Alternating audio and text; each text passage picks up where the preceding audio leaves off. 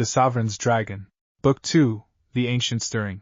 A High School DxD What-If Story. Act 11. Winter came to Eloria the way every season did, not as a mortal world would recognize it, but as a slow, deliberate shift in the quality of light and air, the violet sky deepening towards something colder and more silver, the twin moons themselves seeming to burn a touch dimmer against the encroaching chill. Issei had grown to love this particular transition most of all, the hush that settled over the realm as its residents prepared for the quiet months ahead, and it was during one such hushed, early winter morning that the faint, distant stirring Drake had first sensed months before finally, unmistakably, returned. He felt it before Drake even had the chance to voice a warning, a faint tremor along the very edges of his awareness, distant and cold and carrying a weight that pressed against his senses in a manner entirely unlike anything the devils, the mercenaries, or any other faction had yet brought to Eloria's borders. "Lucie," he said, setting down the cup of morning tea he had been sharing with her on their familiar balcony, his entire body going still with sudden, focused attention. "Do you feel that?" Lucie had already risen, her own expression carrying the particular, ancient wariness Issei had learned to recognize across their months together, a wariness reserved only for genuine uncertainty, the kind that came from facing something even her centuries of accumulated wisdom could not immediately categorize. "I feel it," she confirmed quietly. "Stronger this time. Considerably stronger than the faint whisper Drake first sensed all those months ago." "Partner," Drake rumbled, his ancient voice carrying an edge Issei had rarely heard from the dragon, something that sounded, unmistakably, like genuine unease. "This is no longer a distant echo. Something has crossed the considerable threshold, drawing near enough now that even I can sense the rough shape of it. I would advise extreme caution. Whatever this is, it does not carry the signature of any faction we have previously encountered, not devil, not angel, not fallen, nor any splinter group born from their ranks. ***. Then what is it?" Issei asked, already moving toward the armory chamber where his ceremonial armor rested when not actively worn, the old, familiar readiness settling over him with the ease of long practice. "I do not know, partner, and that uncertainty troubles me more than I care to admit. I have existed for centuries beyond counting, bonded to hosts across ages your world has long since forgotten. I have encountered gods, demons, and beings that defied every category the current factions still cling to. And yet this signature matches none of them. It carries an age to it, a depth, that unsettles even my own considerable memory. ***. Lucie's hand found his as they moved together through the palace's quiet halls, residents beginning to stir from their own morning routines, oblivious as yet to the disturbance rippling through the realm's outer wards. "Whatever it proves to be," she said, "we will not face it unprepared. I have already begun reinforcing the outer boundary, and I have sent word to the watch attendants stationed along the eastern edge to report immediately should the presence draw any closer." "Do you think it's hostile?" Issei asked, though some deep, quiet instinct within him already suspected the answer would not prove so simple as a straightforward yes or no. "I do not know," Lucie admitted, her voice carrying an honesty that did nothing to ease the tightening knot of apprehension in Issei's chest. "It does not carry itself with the aggressive, probing quality of the mercenary faction's intrusion, nor the arrogant confidence of the Gremory and Phoenix delegation. It feels, if anything, patient, deliberate, as though whatever approaches has been watching, and waiting, for a great deal longer than either of us has yet realized." They reached the outer boundary within the hour, the same silver grass valley that had witnessed every previous confrontation Eloria had weathered since Issei's arrival, though this time, no assembled strike force awaited them, no armed delegation demanding audience. The valley stood empty, quiet, the winter chill lending the silver grass a faint, frosted sheen that caught the pale morning light in shifting, prismatic patterns. "There's nothing here," Issei said, scanning the empty expanse with a wariness that refused to fully settle despite the apparent absence of any visible threat. "Not yet," Lucie murmured, her starlit eyes fixed on some point far beyond the valley's natural boundary, a point Issei's own senses, however sharpened across months of training, could not quite fully perceive. "But it is close now. Closer than it has ever been before. I believe, Dragon Child, that whatever this presence intends, we are about to receive our answer." The air itself seemed to shift a moment later, a subtle thickening of the atmosphere that made the fine hairs along Issei's arms rise beneath his armor, and at the far edge of the valley, where the silver grass gave way to the misty, half-glimpsed boundary of Iloria's furthest reaches, a figure began to resolve itself from what had, only a heartbeat before, been empty air. It was not, Issei realized with a jolt of genuine surprise, a devil, nor an angel, nor anything resembling the familiar shapes of the factions he had already come to know across his months in this extraordinary new existence. The figure stood tall, cloaked in robes the color of deep, star-flecked void, its face obscured beneath a hood that seemed to swallow light rather than merely cast shadow, and when it finally spoke, its voice carried a quality unlike anything Issei had yet encountered, ancient beyond even Lucie's considerable years, resonant in a way that seemed to bypass the ears entirely and settle directly into the marrow of thought. "Sovereign of Iloria," the figure said, its tone carrying neither hostility nor warmth, only a vast, patient neutrality that somehow proved more unsettling than open aggression would have. And the Dragon Emperor bound so completely to her fate. "I have watched your realm for a considerable span now, curious to see what shape your union would ultimately take. I confess, the results have exceeded my initial expectations." "Who are you?" Lucie asked, her voice carrying the same cold, measured authority she had leveled against every previous intrusion, though Issei, through the depth of their bond, could sense a genuine, careful uncertainty threading beneath her composed exterior, an uncertainty he had rarely felt from her since the earliest days of his arrival. "A question with a considerably more complicated answer than you likely anticipate," the figure said, and beneath the hood's obscuring shadow, Issei thought he glimpsed the faint suggestion of eyes, ancient and depthless, studying them both with an attention that felt less like scrutiny and more like recognition. "I have gone by many names across the ages, in many tongues now lost even to the oldest records your factions still maintain. For the purposes of this conversation, you may simply call me the Watcher.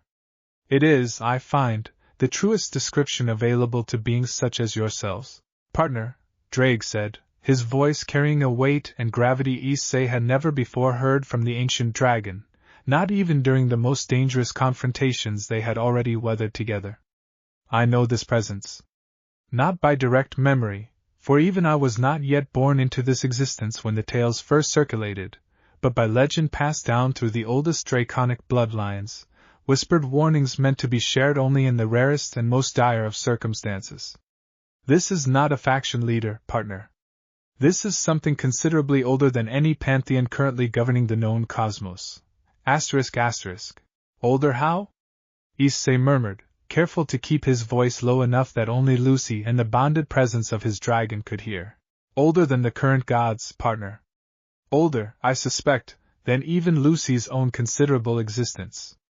The legends speak of beings such as this as remnants of an age before the current cosmic order fully solidified into its present shape, entities who withdrew from active involvement in the affairs of mortals and factions alike, choosing instead to simply observe, and occasionally, when circumstances warranted, to intervene. ***. Lucie's expression had shifted at Drake's words, some of her earlier careful composure giving way to genuine, ancient recognition, as though pieces of half-remembered lore, buried deep within her own centuries of accumulated wisdom, were finally clicking into proper, unsettling place. "The Watchers," she said slowly, her gaze never leaving the cloaked figure before them. "I had believed such beings to be myth, cautionary tales invented to explain phenomena the current factions could not otherwise properly categorize. I did not believe any genuinely persisted into this current age. Myths, as you call them, are rarely so entirely fictional as the current generations prefer to believe," the Watcher said, a faint note of something that might have been dry amusement threading through its otherwise vast, neutral tone. "We withdrew, yes, long before your own considerable existence began, Sovereign of Iloria.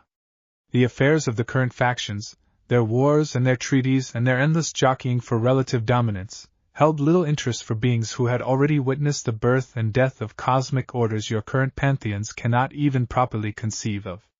We chose, instead, simply to watch, and to wait for circumstances that might once again warrant our direct attention. And you believe our situation warrants that attention now," Lucie said, her voice carrying careful, measured caution rather than open hostility, an approach Issei suspected was born from genuine uncertainty about whether hostility would prove wise against a being whose power remained, thus far, entirely uncatalogued and unproven. I do, the Watcher confirmed. The binding you have forged, Sovereign, and the transformation it has wrought in your bonded partner, represents a variable my kind has not observed within this current cosmic cycle. A Longinus-class sacred gear, evolved beyond its original design through genuine, mutual devotion rather than mere strategic calculation, bound permanently to power on the scale you yourself command. Such combinations occur rarely enough that they warrant careful observation, particularly given what such power might eventually mean for the wider, ongoing balance my kind has quietly maintained since long before your current factions ever rose to claim their present authority. Issei felt a fresh surge of wary tension settle over him at the implication buried within the Watcher's careful, measured words. Maintained how, exactly? What balance are you even talking about? The Watcher turned its hooded gaze toward him directly for the first time, and Issei felt the full, unsettling weight of that ancient, depthless attention settle over him like a physical pressure, distinct from anything he had felt from the devils, the mercenaries, or even Lucie's own considerable power during their earliest, most overwhelming training sessions together. A balance considerably older and more fundamental than the current squabbles between devils and angels and fallen, Dragon Emperor, the Watcher said. One that stretches back to the very foundations of this cosmos's current structure, maintained quietly across ages your factions have entirely forgotten, by beings who understood, long before your current pantheons rose to claim their present dominance, precisely how fragile that structure truly remains. I have not come today to threaten you, nor to claim any stake in what you and the Sovereign have built together within these borders. I have come, rather, to deliver a warning, and an invitation, both of which I suspect you would be wise to consider carefully. What warning? Lucie asked, her voice carrying a new, sharper edge of genuine concern now, the careful composure of a sovereign confronting an unknown, uncategorized threat finally giving way to something more immediate and personal.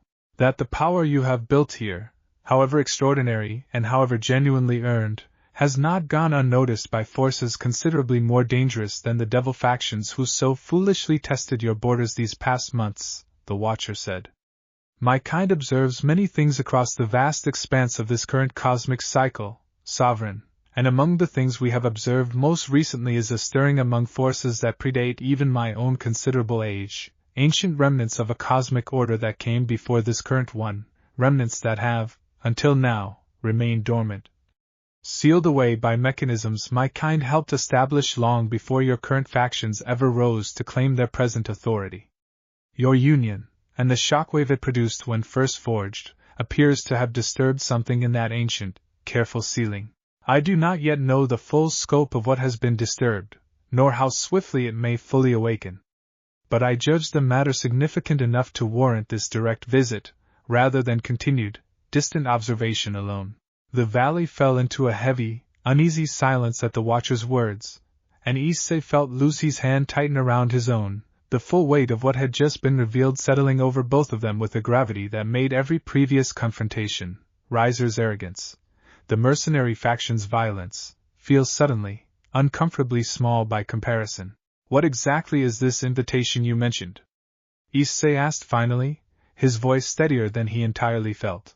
An offer of knowledge, and perhaps, eventually, alliance, should circumstances continue to develop as I currently suspect they will, the Watcher said. My kind does not typically involve itself directly in the affairs of the current factions, Dragon Emperor, but the threat I have described tonight is not a matter for factions alone to resolve, nor for a single, however extraordinary, sovereign realm to weather in isolation. I would offer you and the Sovereign of Eloria access to knowledge my kind has carefully preserved across ages your current world has entirely forgotten, knowledge that may prove essential should the ancient remnants I have described continue their current, troubling stirring toward full awakening. Lucie considered the offer for a long, careful moment, her gaze studying the Watcher with the particular, measured wariness of a sovereign accustomed to weighing every offer for hidden costs and unspoken obligations. And what would you ask in return for such knowledge? Nothing, for the moment, beyond your continued attention and preparation, the Watcher said. My kind does not typically demand payment for warnings genuinely offered, Sovereign. We observe, and when circumstances warrant, we intervene in whatever small measure proves appropriate. Consider this visit precisely that, a small measure of intervention, offered freely, in the hope that you and your bonded partner will use the coming season wisely, to prepare for whatever this ancient stirring ultimately proves to demand of you both. The figure began to fade even as it finished speaking, its form dissolving back into the misty boundary from which it had first emerged, and Issei felt the full weight of the encounter finally settle over him, heavier and more genuinely unsettling than anything he had faced since that first terrible night in the park. Wait, Lucie called out, urgency finally cracking through her careful composure. How do we prepare? What exactly is this ancient remnant you speak of? The Watcher's fading form paused, its hooded gaze turning back toward them one final time. That, Sovereign of Eloria, is a story considerably older than either of you currently have time to hear in full. I will return, when circumstances demand it, and I will bring with me whatever knowledge proves necessary to help you weather what comes. Until then, I would advise you to train, to strengthen the bond you have already forged, and to remain watchful. The winter ahead of you, I suspect, will not prove as quiet as you had hoped.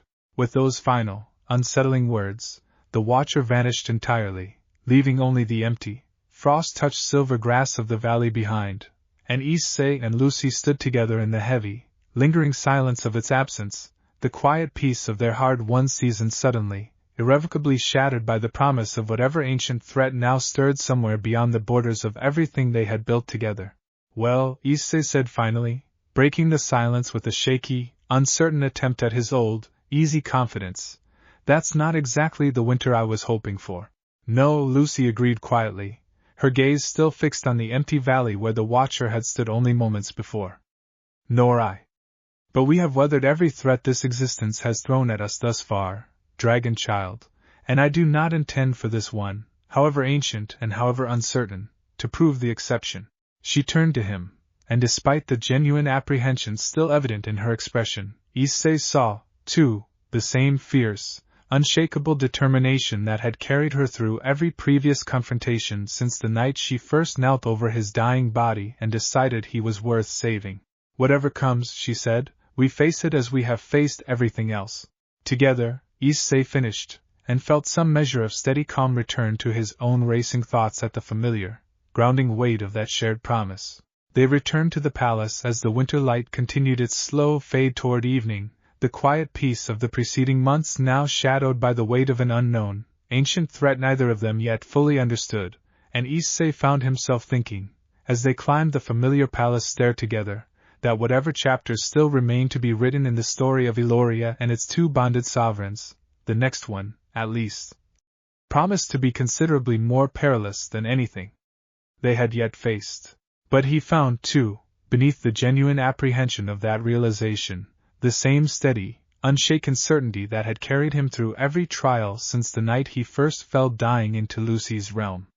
Whatever ancient remnant now stirred somewhere beyond the borders of everything they had built, he would meet it exactly as he had met every previous threat, with Lucie standing beside him, and the whole of the bond they had forged together standing as proof that even the oldest, most uncertain darkness could be faced, and ultimately overcome, so long as either of them faced it alone. Act 12. The days following the Watcher's visit passed in a strange, suspended tension neither Issei nor Lucie fully managed to shake, the quiet, hard-won peace of the preceding months now shadowed by the weight of a threat neither of them could properly name, let alone prepare against with any real precision.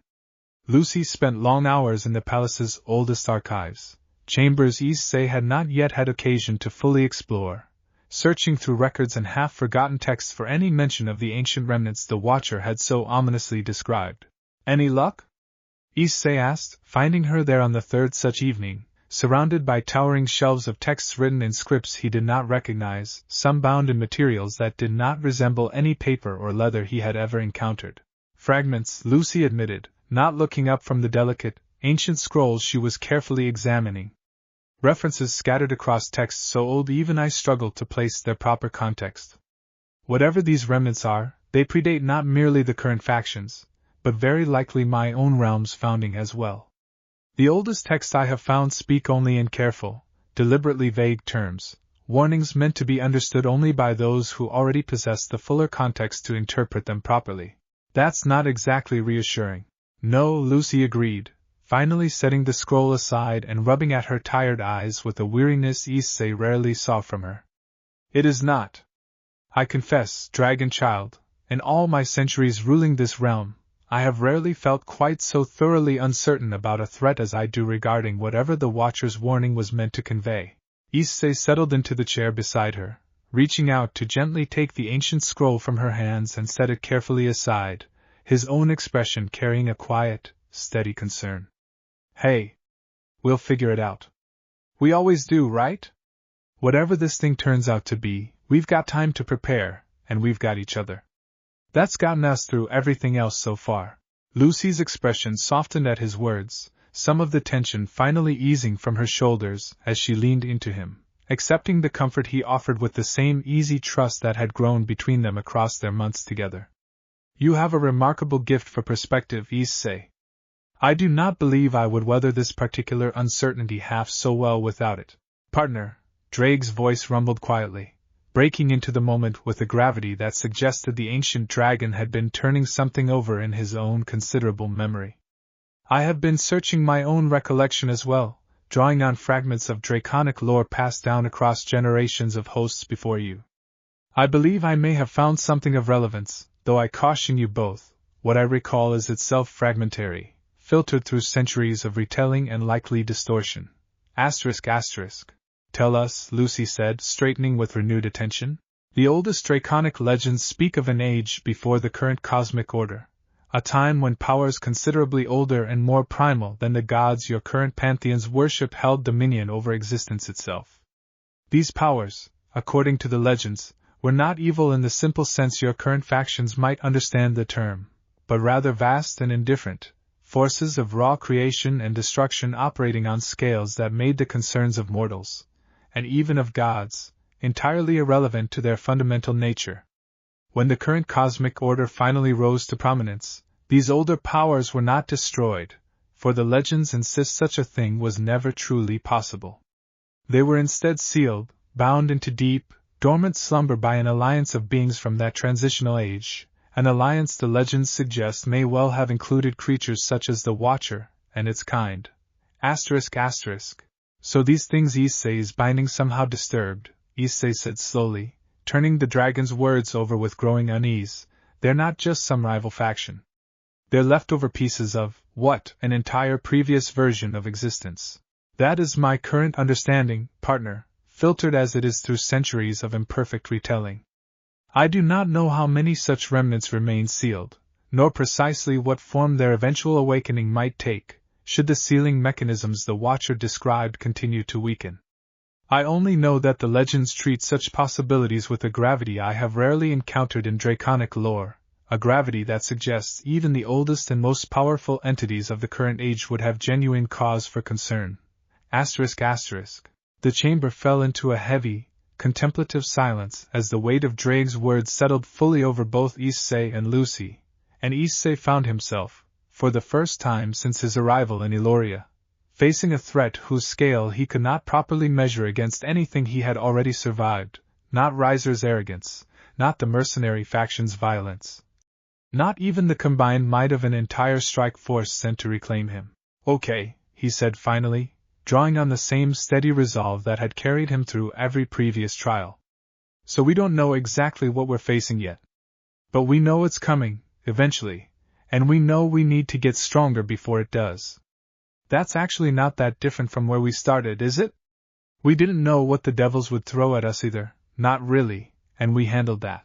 Lucie's expression carried a mixture of gratitude and lingering apprehension as she studied him, some genuine admiration threading through her worried gaze. You continue to surprise me, dragon child, with the particular steadiness you bring to circumstances that would rightfully terrify most beings, mortal or otherwise. I've got good reason to stay steady, Issei said, taking her hand. I've got you, I've got Drake, and I've got a whole realm counting on us to figure this out. That's not nothing to hold on to. They spent the following weeks in a renewed, focused intensity of preparation, training sessions in the Sovereign's yard growing longer and more demanding, Lucie drawing on deeper reserves of her own ancient power to push Issei's evolving abilities toward new thresholds neither of them had previously attempted to reach. Drake, for his part, began sharing fragments of draconic combat wisdom he had apparently held in reserve across their earlier months of training, techniques and disciplines meant, he explained, for circumstances considerably more dire than anything they had yet faced. Partner, the strength we have already built together will not, I suspect, prove sufficient against whatever ancient power the Watcher's warning ultimately portends. We must reach further. Deeper. I would ask you both to consider a technique I have thus far held back, given its considerable risk, but which may prove necessary given the gravity of what now approaches. ***. What kind of technique? Issei asked, wariness threading through his voice. A deeper merging still, partner, beyond even the vow of souls you have already forged. The legends speak of it as the convergence, a binding not merely of spirit and power, but of the very essence of what you both are, dragon and sovereign, mortal and ancient, drawn together into something that transcends even the considerable strength you currently command.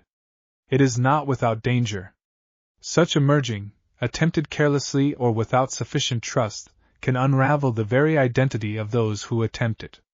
But I believe, given everything you have already built together, you may be among the rare few capable of achieving it safely. ***. Lucie considered the dragon's proposal with visible gravity, her gaze meeting Issei's with a question neither of them needed to voice aloud. It is your choice as much as mine, Issei. I will not ask this of you lightly, nor will I think any less of you should you wish to consider it further before committing to such a path. Issei felt the familiar, steady certainty that had carried him through every previous choice since his arrival in Eloria settle firmly into his chest.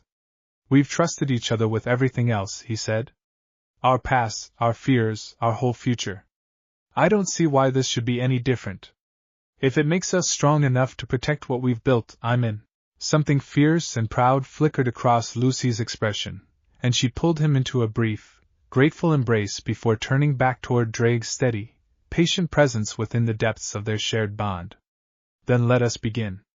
Whatever ancient darkness stirs beyond our borders, we will meet it having already become more than either of us could have achieved alone. The preparation for the convergence would take considerable time, Drake cautioned, weeks of careful, incremental work to ensure either Issei's mortal spirit nor Lucie's ancient essence risked unraveling in the attempt.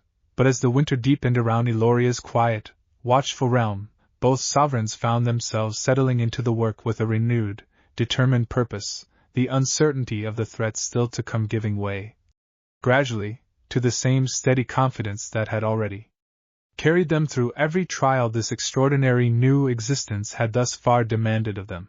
Whatever ancient power now stirred somewhere beyond the borders of everything they had built together, Issei understood, with a certainty that had only deepened across every season of his transformation, that he and Lucie would meet it having already proven, time and again, exactly how thoroughly their bond could weather whatever the wider cosmos still had waiting for them. Together, as they always had, and always would. Act 13. The preparation for the convergence began in earnest 3 days after Drake first proposed it, and Issei quickly discovered that whatever he had expected the process to resemble, the reality proved considerably more demanding, and considerably more intimate, than even the aura merging that had first evolved his sacred gear all those months before. This will not resemble our previous training, Lucie explained, as they settled together within the same standing stone circle where they had exchanged their vow of souls, the ancient stones humming with a deeper, more watchful quality than Issei had previously noticed, as though they, too, understood the gravity of what was about to be attempted within their boundary. The vow of souls bound our spirits and our power. The convergence Drake has proposed asks something further still, a genuine, if temporary, blending of identity itself. You will, for a time, experience fragments of my memory, my accumulated centuries, as though they were your own. I will, in turn, experience the whole of your considerably shorter but no less significant existence. It is not a process to undertake without complete trust, Issei, nor without genuine readiness to encounter aspects of each other either of us has yet fully shared. I trust you, Issei said simply, the same steady certainty he had carried into every significant choice of their bond settling firmly into his voice. Whatever's in there, whatever centuries of stuff I'm about to see, I'm not scared of it. I want to understand you completely, Lucie. All of it. Something soft and grateful flickered across Lucie's expression at his words, and she reached out to take both his hands in hers, the familiar warmth of that simple contact settling the last of his nervous anticipation. Then let us begin, dragon child. Drag, if you would guide us through the proper sequence. Of course. The dragon's voice carried a gravity Issei had rarely heard from him, the weight of centuries of careful, patient wisdom settling into every word. Close your eyes, both of you. Reach for the boundary of your bonded spirit, the place where the vow of souls first joined you together. You will find it considerably less distinct now than it was during your initial merging, the months since your binding having already worn much of that boundary thin. Good. Now, rather than simply touching that boundary, I want you to press through it. Gently. Do not force the process, but do not hesitate either. Half measures will serve you poorly here. Issei felt the familiar, warm presence of Lucie's spirit pressing against his own, and this time, rather than simply meeting it at the boundary the way they had during every previous merging, he did as Drag instructed, pressing gently, deliberately, through that boundary toward the vast, ancient depths of who she truly was. The sensation that followed defied every previous experience of their bond. Where the vow of souls had felt like two rivers joining into a single current, this felt like diving beneath that current's surface entirely, into depths that stretched back centuries, millennia, an ocean of memory and experience that threatened, for one dizzying, overwhelming moment, to simply sweep him away entirely. He saw fragments, disjointed and vivid, flashing past his awareness faster than conscious thought could properly process. A much younger Lucie, newly ascended to her sovereignty, standing alone in a realm not yet fully shaped into the beauty he had come to know. Centuries of solitary rule, seasons blurring together into an endless, patient rhythm.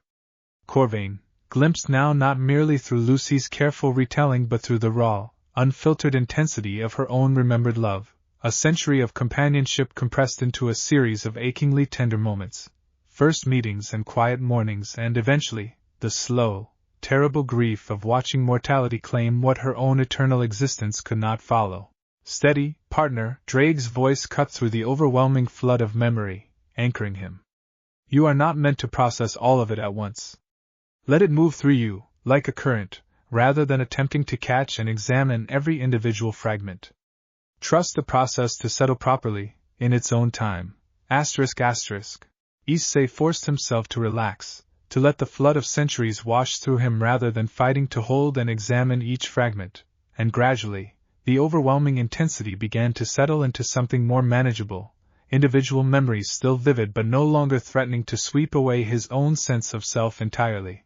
On the other side of their shared connection, he felt Lucie experiencing the same overwhelming flood in reverse, his own considerably shorter but no less significant memories washing through her ancient awareness, and he felt, distinctly, the moment she reached the memory of that terrible night in the park, Yuma's betrayal, the spear of light, the desperate, humiliating hope that had preceded his near death. He felt her grief at witnessing it so directly, so completely, and beneath that grief, a fierce, protective fury that mirrored exactly what she had first expressed the night he confessed the full weight of that trauma to her. I am so sorry. Her voice echoed through their merged awareness, not spoken aloud but transmitted directly through the depth of their joined spirits. I had understood the shape of your pain before, Issei, but I had not fully felt it until now. I understand, more completely than ever, exactly why your worth mattered so much to prove. I feel the same about Corvain, he responded, the words forming naturally within their shared, merged consciousness. I understand now, in a way I couldn't from just hearing about it, exactly how much that loss cost you. I'm sorry too. For all those centuries you carried it alone. The exchange continued, memory after memory passing between them in a flood that gradually began to slow, the initial overwhelming intensity settling into something that felt, increasingly, less like two separate consciousnesses colliding and more like a single, Expanded awareness gently exploring the whole of what both of them had lived and felt and survived across their vastly different, but equally significant existences. The convergence is nearly complete, Drake said, his voice carrying a note of genuine wonder now. I confess, I did not fully anticipate how smoothly this process would proceed, given the considerable risk I warned you both of.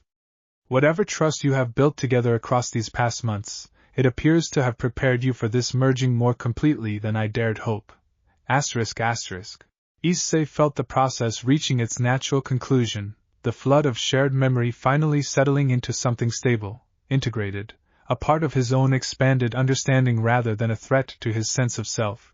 And when he finally opened his eyes, he found Lucie watching him with an expression of such raw, overwhelmed tenderness that his breath caught entirely.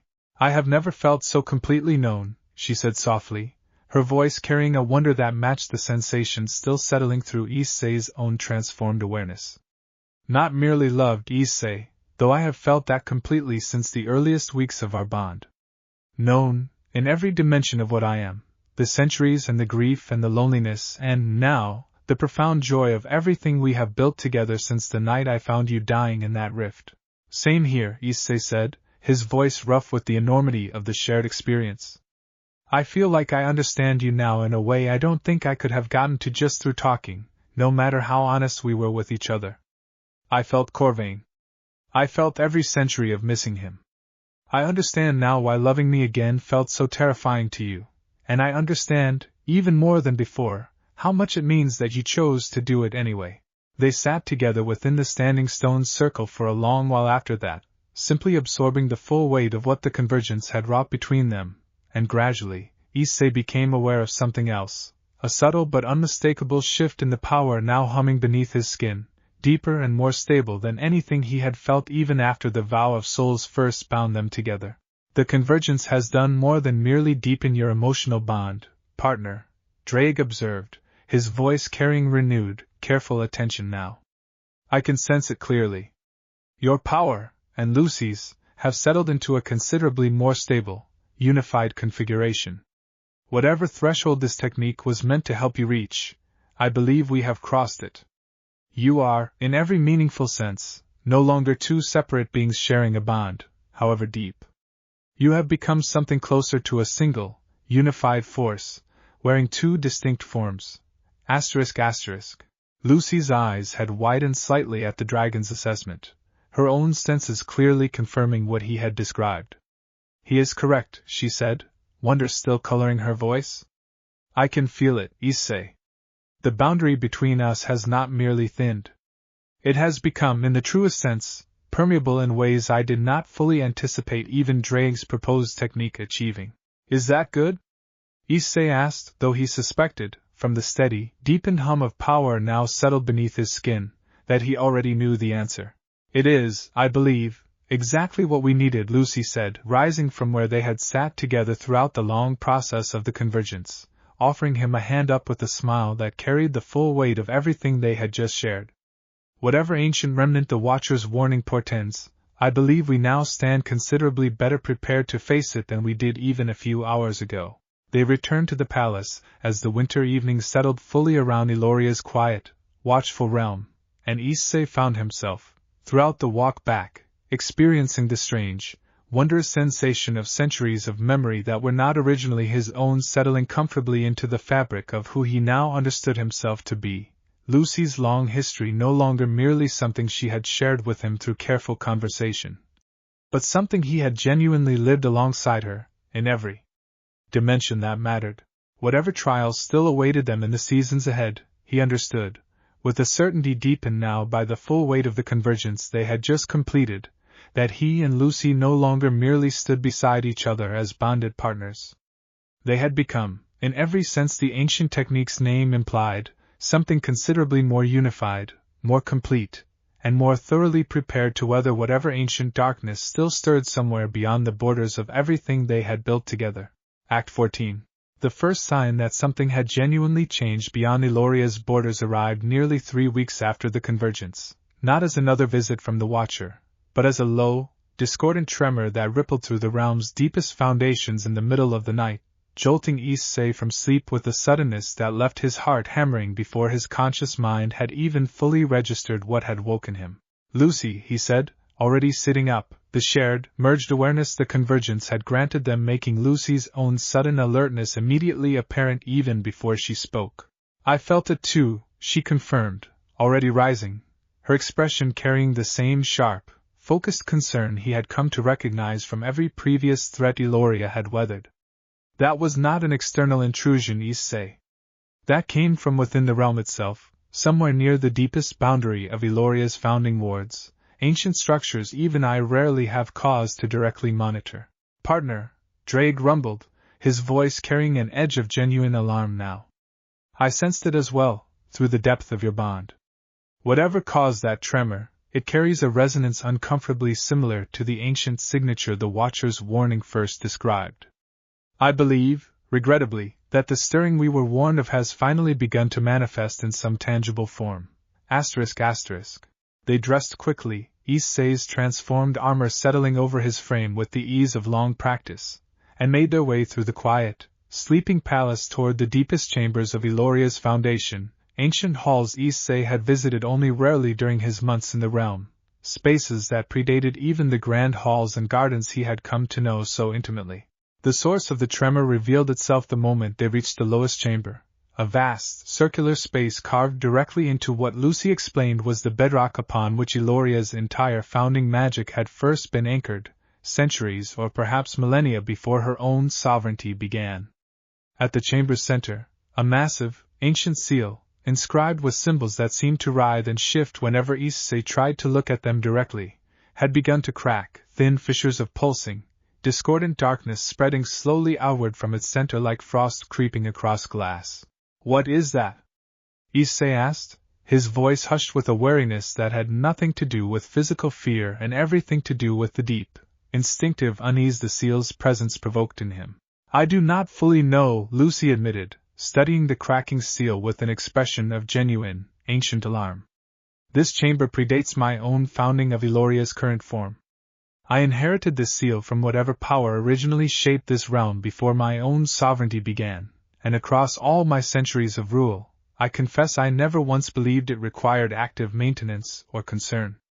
I treated it, foolishly perhaps, as simply another fixed feature of the realm's ancient architecture. I believe," Drake said grimly, "that this seal is connected to precisely the ancient remnants the Watcher warned us of. Whether Eloria itself was built atop one such sealed power, or whether the seal serves some other, related purpose, I cannot say with certainty. But the resonance is unmistakable, partner. Whatever the shockwave of your vow of souls disturbed, it has apparently weakened this particular seal considerably, and the convergence, for all its benefits, may have accelerated that weakening further still. Lucie's expression carried a flash of genuine alarm at the dragon's assessment. "If our own bond has contributed to this seal's weakening, then we bear direct responsibility for whatever now threatens to emerge from it." "That doesn't matter right now," Issei said, his voice steady despite the mounting gravity of the situation. "What matters is figuring out how to stop it before whatever's behind that seal gets all the way out.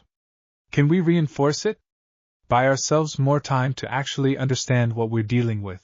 Lucie considered the question, her gaze studying the cracking seal with the focused, calculating attention of a sovereign weighing every available option. "Perhaps. My own power, combined with yours through our current bond, may prove sufficient to slow the deterioration, if not fully halt it. But I confess, I do not know how long such reinforcement would hold, nor whether it would prove wise in the long term, given that we do not yet understand what this seal was originally designed to contain. I would advise attempting the reinforcement regardless," Drake said. "Time, at present, is the resource we most desperately require. Whatever ultimately emerges from that seal, we will face it far better prepared with additional weeks or months to properly understand the threat, rather than being forced to improvise against whatever breaks free tonight." Issei and Lucie moved together toward the ancient seal, their combined, converged power rising in immediate, practiced response as they reached it, and Issei felt the full weight of the discordant, ancient energy pulsing from the fissures spreading across its surface, a cold, alien pressure entirely unlike anything he had felt from any faction or opponent he had previously faced. "On my mark," Lucie said, her hands rising to hover just above the seal's cracking surface. "We channel our combined power directly into the fissures. Focus on reinforcement, not confrontation. We are not attempting to fight whatever lies beyond the seal tonight, merely to buy ourselves the time to properly prepare." Issei nodded, feeling the familiar, deepened resonance of their converged power rising to answer her call, crimson and silver light gathering at his own outstretched hands, and together, they poured that combined strength directly into the spreading fissures, watching with cautious, focused attention as the discordant darkness slowly, gradually began to recede. The ancient seal's cracked surface knitting back together beneath the weight of their combined effort. The process took the better part of an hour, both of them pouring steady, careful streams of their converged power into the ancient seal's damaged structure, and when it finally, fully stabilized, Issei felt a wave of genuine exhaustion wash over him, deeper and more thorough than anything even his most demanding training sessions had previously produced. "It's holding," he said, breathing hard as he surveyed the now stable seal, its surface once again smooth and unbroken, the pulsing, discordant energy that had been leaking through its fissures fully contained once more. "For now," Lucie agreed, her own exhaustion evident in the slight unsteadiness of her usually flawless composure. "But I do not believe this solution will prove permanent," Issei. "Whatever power stirs behind this seal, our own bond's continued growth may well continue to place strain upon it, whether we intend such an effect or not. We require a more complete understanding of what we are dealing with, and I believe, given tonight's events, we no longer have the luxury of waiting patiently for the Watcher's next visit to provide it." "I concur," Drake said. "I would suggest, partner, that we consider actively seeking out further knowledge, rather than continuing to wait for outside intervention alone." The Watcher offered knowledge freely, but offered it on its own timeline, a timeline that tonight's events suggest we can no longer entirely trust to align with the pace of this threat's actual awakening. Issei considered the dragon's suggestion, exhaustion warring with the same steady, determined resolve that had carried him through every previous trial of his transformed existence. "Then we go looking. Whatever it takes, wherever we need to search. I'm not going to just sit here waiting for the next crisis to make the decision for us." Lucie's exhausted expression carried a flicker of proud, fierce agreement at his words. "Nor am I, dragon child. Let us return to the palace and rest, for tonight at least. But tomorrow, I believe it is time we began actively seeking whatever answers this realm's oldest, most carefully guarded knowledge may yet hold, and if those answers prove insufficient, we will seek them beyond Eloria's borders entirely, whatever the risk such a search might ultimately demand of us." They made their way back up through the ancient, quiet halls toward the palace's more familiar chambers, the weight of the night's discovery settling heavily over both of them despite the temporary reprieve their combined effort had achieved, and Issei found himself, as they finally climbed into bed together in the deepening quiet of the winter night, thinking that whatever peaceful season they had believed themselves to be settling into had, in truth, only ever been a brief pause before the next, considerably more significant chapter of their extraordinary shared existence. "Whatever we find," he murmured, pulling Lucie close as exhaustion finally began to claim them both, "whatever this thing behind the seal turns out to be, we'll face it exactly like everything else." "Together," Lucie agreed softly, the familiar word carrying, now, the full weight of everything the convergence had deepened between them, and together, wrapped in each other's arms, they finally allowed the night's exhaustion to pull them down into a rest neither of them fully trusted would remain undisturbed for long. Act 15. The morning after their exhausting effort to reinforce the ancient seal, Issei and Lucie convened in the palace's central hall to properly weigh their options, the previous night's discovery casting a long, sobering shadow over what had, until recently, been a season of hard-won peace and quiet, contented rule. "I have exhausted nearly every relevant text within Eloria's own archives," Lucie admitted, gesturing toward the modest stack of scrolls and bound volumes she had gathered across the preceding weeks.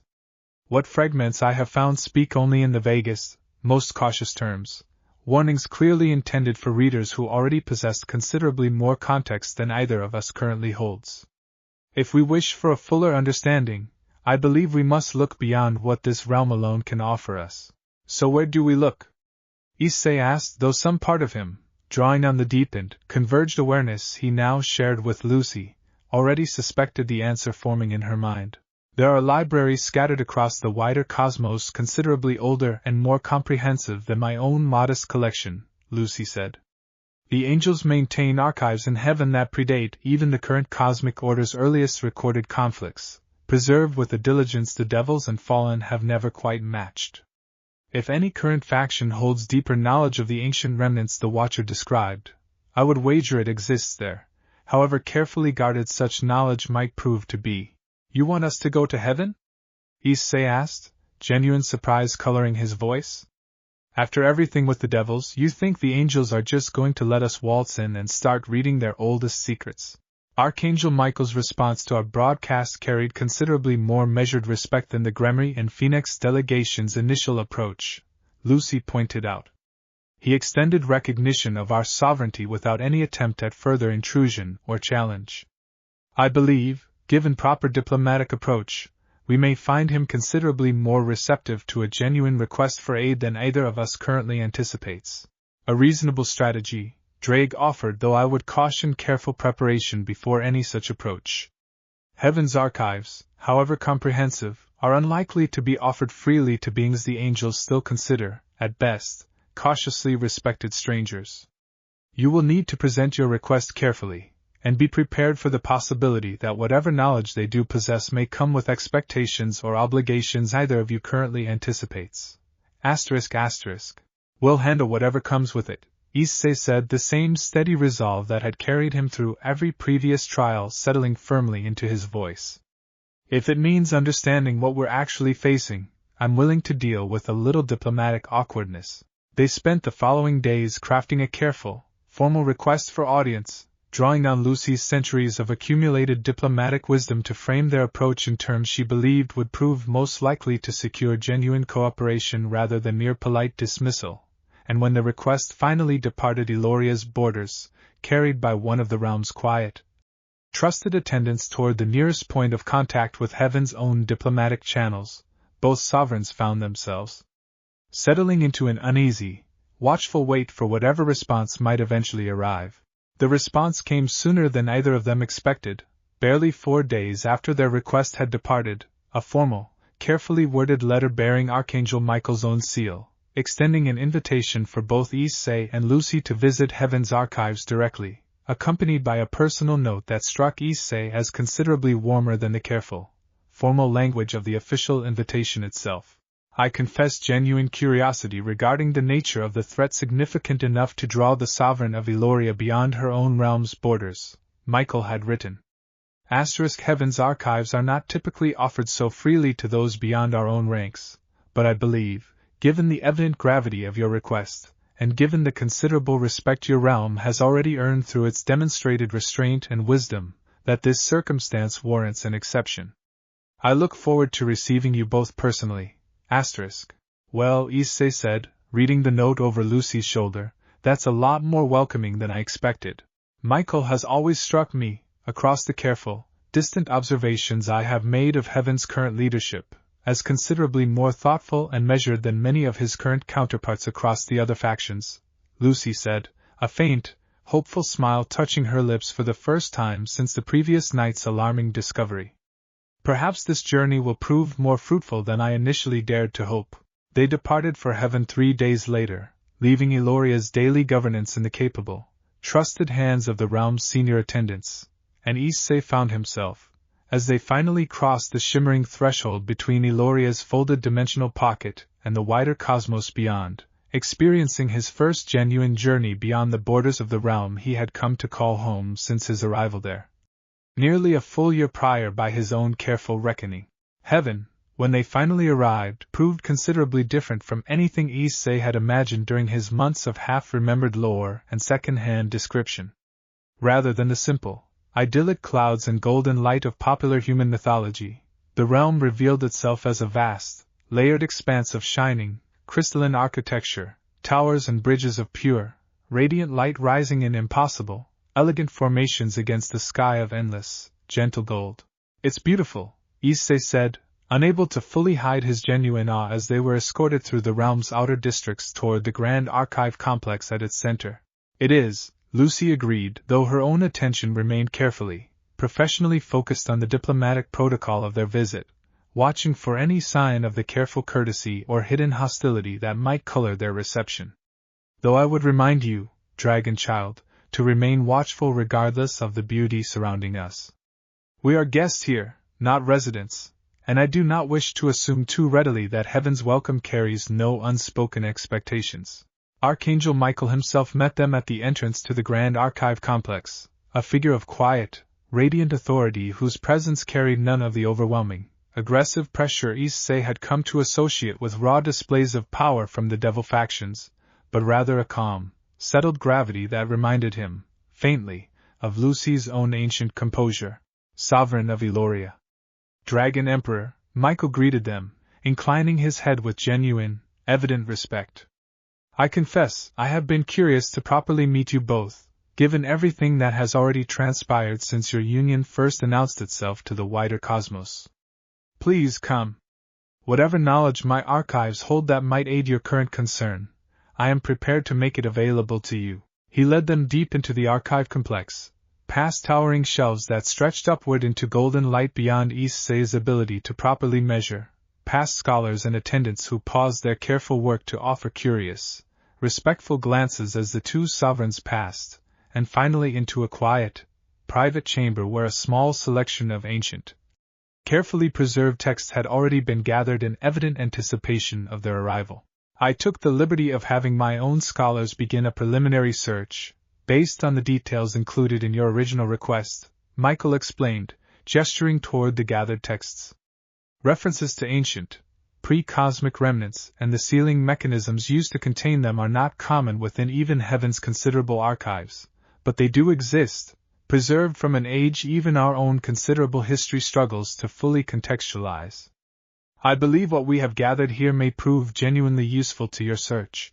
Lucie's expression carried genuine, grateful surprise at the Archangel's evident thoroughness. This is more than I dared hope for, Michael. I am deeply grateful for your assistance. Consider it a demonstration of good faith, Michael said, a faint, warm smile touching his composed features.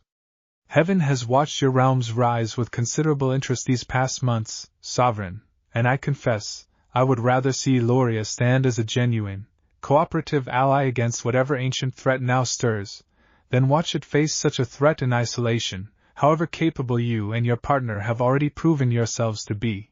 Issei felt a fresh surge of cautious optimism settle over him at the Archangel's words, the first genuine offer of alliance either of them had received since the Watcher's initial, unsettling visit. Thank you, he said. Seriously. We weren't sure what to expect, coming here.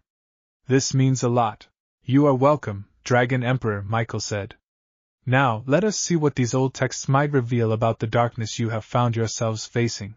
They settled into the quiet chamber together, and as Lucie and Michael began carefully working through the gathered texts, comparing notes and cross-referencing fragments against Draig's own recalled draconic legends, Issei found himself, for the first time since the Watcher's unsettling warning, feeling genuine hope that whatever ancient threat now stirred beyond Eloria's borders might yet be understood, and ultimately overcome, before it ever fully awakened into the world they had all worked so carefully to protect.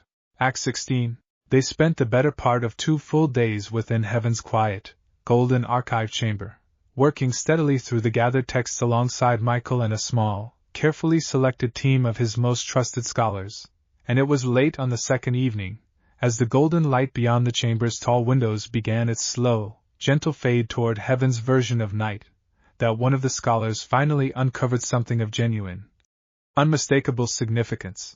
Archangel Michael, the scholar said, her voice carrying a note of careful urgency as she approached the table where Issei, Lucie, and Michael had been steadily cross-referencing fragments for hours.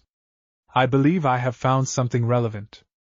A text considerably older than most of what we have already reviewed, recovered originally from an archive predating even Heaven's current form, salvaged during the earliest reorganization of the current cosmic order.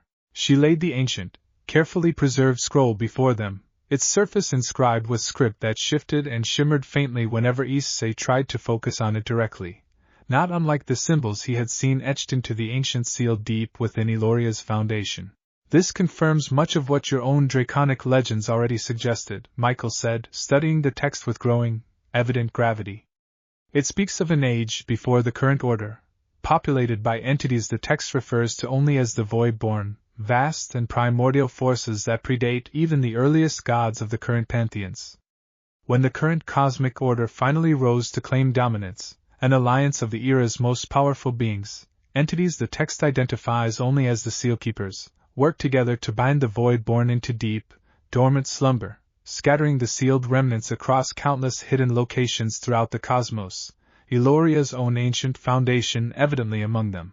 Why Illoria specifically? Lucie asked, her expression carrying genuine, unsettled curiosity. I have ruled this realm for centuries, and I confess I never once suspected its foundation held such significance. The text suggests the Sealkeepers deliberately chose locations of considerable natural power and stability for their sealing work, Michael explained, realms capable of sustaining the sealing magic across untold centuries without significant strain. Illoria's own considerable, ancient power, whatever force originally shaped this realm before your own sovereignty began, likely made it an ideal candidate for exactly such a purpose. Issei felt a chill settle over him at the implication. So this whole time, Lucie's been ruling a realm that was basically built as a prison. And we just spent the last year slowly cracking it open without even knowing it. It would appear so, Michael said gravely. Though I would caution against excessive guilt over the matter, Dragon Emperor. Neither of you could have reasonably known the true nature of what lay beneath Illoria's foundation. The text suggests the sealing mechanisms were designed to remain stable indefinitely, under ordinary circumstances. It was, I suspect, the sheer, unprecedented magnitude of the power your bond generated, first through the vow of souls and later through whatever deeper technique your dragon has since described to me, that placed genuine strain upon a system never designed to account for power of that particular scale and nature. What happens if the seal fully breaks? Lucie asked, her voice carrying the careful, measured gravity of a sovereign already calculating the worst possible outcomes. What exactly would we be facing, should this void-born fully awaken? Michael's expression grew visibly graver still as he continued studying the ancient text. The text is, unfortunately, less specific on this particular point than I would prefer, though what it does suggest is genuinely alarming. The Voidborn, according to this account, were not simply powerful entities in the way your current factions understand power. They represented, the text suggests, a fundamentally different order of existence, forces whose mere presence could unravel the current cosmic structure's careful, delicate balance simply by virtue of their awakening, regardless of whether the specific entity itself harbored any particular malicious intent toward the current order. So even if this thing isn't evil, Issei said slowly, working through the implications, just that waking up could still be a disaster. Precisely, Michael confirmed. The Sealkeepers did not bind the Voidborn out of simple hostility, according to this account, but out of genuine necessity, recognizing that the current cosmic order and the ancient, primordial nature of such entities simply could not coexist without catastrophic consequence for one or the other. I do not believe, based on what this text describes, that we are facing a threat that can simply be reasoned with or diplomatically managed, should it fully awaken. The chamber fell into heavy, sobering silence as the full weight of Michael's assessment settled over everyone present, and Issei felt Lucie's hand find his beneath the table, her grip carrying a tension he rarely felt from her, even during their most dangerous previous confrontations. Is there anything in that text about how the seal might be properly reinforced? Lucie asked finally, her voice steadying with visible effort. Or, failing that, anything describing how the Sealkeepers originally accomplished the sealing in the first place?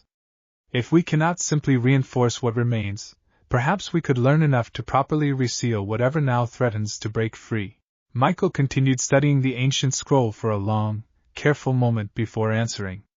The text mentions a ritual, though it describes the process only in frustratingly vague, incomplete terms, likely deliberately so, given the evident danger of such knowledge falling into careless or malicious hands. It speaks of a combined working, drawing on power from multiple sources in careful, precise coordination, guided by something the text refers to only as the Anchorstone, an artifact apparently created by the original sealkeepers specifically to facilitate such workings. Do you know where such an artifact might currently be located? Lucie asked, hope threading cautiously through her otherwise careful, measured tone. I do not with certainty, Michael admitted. But I believe, given the significance this text ascribes to such artifacts, that other factions across the current cosmic order may hold fragments of relevant knowledge we have not yet uncovered. I would suggest, given the gravity of what we have discovered here today, that a broader, more coordinated search may prove necessary, one that extends beyond Heaven's archives alone. You're talking about bringing other factions into this, Issei said, wariness threading through his voice despite the clear necessity Michael's suggestion implied. The devils, maybe even the fallen. After everything that already happened with Riser and the mercenaries. I understand your hesitation, Dragon Emperor, and I do not offer this suggestion lightly, Michael said. But the threat we have uncovered today is not, I believe, one any single faction, however powerful, can reasonably expect to face and properly resolve in complete isolation. If the void born beneath Eloria's foundation does fully awaken, its consequences will not remain neatly contained within your realm's borders alone. Every faction across this current cosmic order, devils, angels, and fallen alike, would ultimately find themselves forced to reckon with whatever catastrophe such an awakening might unleash. Lucie considered the Archangel's words for a long, weighted moment, her expression carrying the particular, careful calculation of a sovereign weighing genuine necessity against the very real risk such broader cooperation might invite. You are suggesting, then, that we consider a formal alliance. Not merely between Eloria and Heaven, but potentially extending to the devil factions and the fallen as well. I am, Michael confirmed. I recognize the history between your realm and certain devil houses remains complicated, given recent events. But I believe, given the stakes we have uncovered here today, that old grievances may need to yield to the far greater necessity of properly understanding, and ultimately containing, whatever ancient darkness now threatens to emerge from beneath your realm's own foundation. Issei felt the weight of the Archangel's suggestion settle heavily over him, the scope of the threat they now faced expanding, with each new revelation, far beyond anything he had originally anticipated when the Watcher first delivered its careful, unsettling warning. He thought of Rias, of Riser, of the wary, complicated peace that had settled between Eloria and the devil factions in the months since their broadcast, and found himself, despite every instinct toward caution, recognizing the genuine necessity of what Michael proposed. If it means actually understanding what we're facing, and having a real shot at stopping it before it wrecks everything we've all built, he said finally, then yeah. I think we need to at least try. Lucie's gaze met his, and he felt, through the depth of their converged bond, her own careful, reluctant agreement settling alongside his. Very well, she said, turning back to Michael with renewed, determined resolve. Let us begin drafting the framework for such a coalition. Whatever ancient darkness stirs beneath my realm's foundation, I would rather face it having secured every possible advantage available to us, however complicated the diplomatic path towards securing that advantage may ultimately prove. Michael's expression carried genuine, relieved approval at their decision. Then let us begin immediately. I will reach out to my own contacts among the devil and fallen leadership this very evening.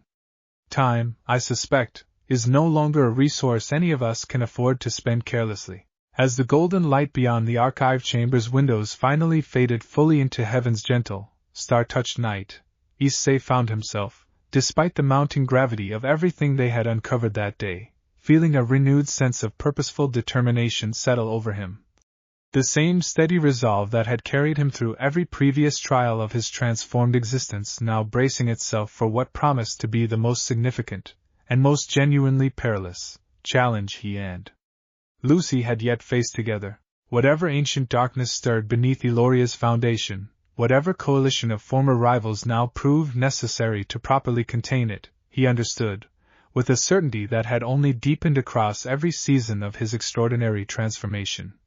That he would face it exactly as he had faced everything else since the night Lucie Menelumia first knelt over his dying body, and refused to let his story end there. Together, and with whatever allies this new, uncertain path now demanded they gather to their cause. Act 17. Michael's outreach to the devil and fallen leadership moved with a swiftness that surprised even Lucie, whose centuries of diplomatic experience had taught her to expect considerably more caution and delay when coordinating between historically rival factions. Within a week of their return to Eloria, formal responses had arrived from both the Underworld Council and the Fallen Angel leadership, each expressing careful, guarded willingness to at least discuss the nature of the threat. Michael's initial outreach had described in suitably urgent, if deliberately vague, terms. "They're taking this seriously," Issei observed, reading through the gathered correspondence spread across Lucie's desk in the palace's central hall. "Even the devils. I half expected Riser's dad to just tell us to handle our own problems. The Phoenix House has grown considerably more cautious since Riser's humiliation," Lucie said, a faint, wry note coloring her voice. "And I suspect Michael's own considerable reputation for careful, measured judgment lent significant weight to the urgency of his outreach. When an archangel known for restraint suggests a threat serious enough to warrant unprecedented cooperation between historically opposed factions, even the most stubborn leadership tends to take genuine notice." The formal summit, when it finally convened 2 weeks later, took place in carefully chosen neutral territory, a vast, ancient meeting hall constructed specifically for exactly such rare, delicate negotiations between the major factions, its architecture deliberately incorporating elements recognizable to devils, angels, and fallen alike, a physical symbol of the careful balance such gatherings always required. Issei felt a familiar knot of tension settle in his stomach as they arrived, recognizing, among the assembled delegates, faces he had not seen since the confrontation in Eloria's Valley nearly a year before. Rias Gremory stood among the Underworld's official delegation, her expression carrying a complicated mixture of professional composure and genuine, personal curiosity as her gaze found his across the gathered assembly. Beside her, considerably more subdued than Issei remembered from their previous encounter, stood Riser Phoenix, his earlier arrogant confidence replaced by something more careful, more visibly chastened. "Issei," Rias said, approaching as the formal proceedings prepared to begin, her voice carrying genuine warmth despite the gravity of the occasion. "I confess I did not expect our paths to cross again quite so soon, nor under circumstances quite this significant." "Yeah, me either," Issei admitted, some of his earlier wariness easing at the evident sincerity in her greeting. "How's, everyone doing? Your peerage?" "Well enough, given everything," Rias said, a small smile touching her lips. "Aquino sends her regards, actually. She has followed the reports of Eloria's continued rise with considerable interest." Her gaze flicked briefly toward Riser, who stood a short distance away, clearly still working through whatever complicated mixture of pride and lingering embarrassment their previous encounter had left him carrying. "Riser has been considerably more cautious since our last visit to your realm. I believe the lesson, however harshly delivered, ultimately proved valuable for him." Riser, apparently overhearing this assessment, offered Issei a stiff, careful nod that carried none of his previous arrogant dismissal. "Dragon Emperor," he said, his voice carrying a formality that nonetheless felt considerably more genuine than his earlier posturing. "I understand we find ourselves facing a threat that requires setting aside previous grievances. I am prepared to do so, for the sake of what this crisis evidently demands." Issei felt a flicker of genuine surprise at the Phoenix heir's measured, sincere tone, and found himself offering a small, accepting nod in return. "Appreciate that. Let's just focus on figuring this thing out."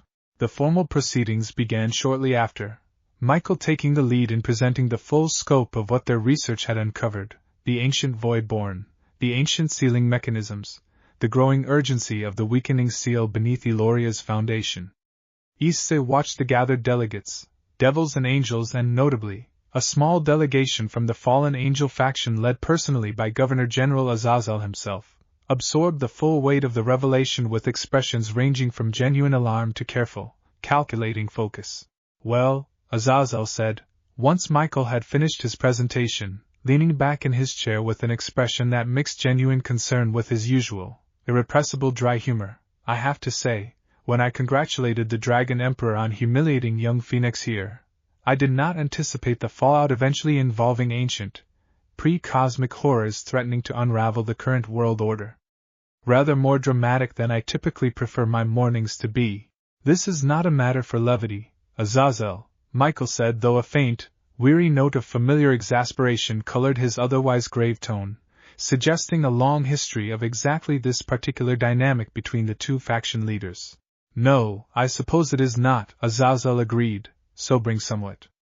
But I will say, this is precisely the kind of threat that demands cooperation none of us would ordinarily extend to one another. You have my faction's full attention, and whatever limited resources we can reasonably offer toward locating this anchorstone artifact you have described. The discussion continued for several hours, each faction offering what fragments of relevant knowledge their own archives and networks had managed to uncover, and gradually, a clearer picture began to emerge of where the search for the anchorstone might reasonably begin. The Fallen Angel faction's own considerable network of informants and researchers had apparently uncovered references to an artifact matching the description Michael's Heaven archives had provided, rumored to be held within a long-forgotten, deeply isolated temple complex, situated in a dimensional pocket even more obscure and difficult to access than Eloria's own hidden realm. My people can provide the coordinates, Azazel said, though I will caution, whatever guards or wards the original sealkeepers left in place to protect such an artifact are unlikely to have weakened significantly across the intervening centuries, whatever else may have changed. This will not be a simple retrieval.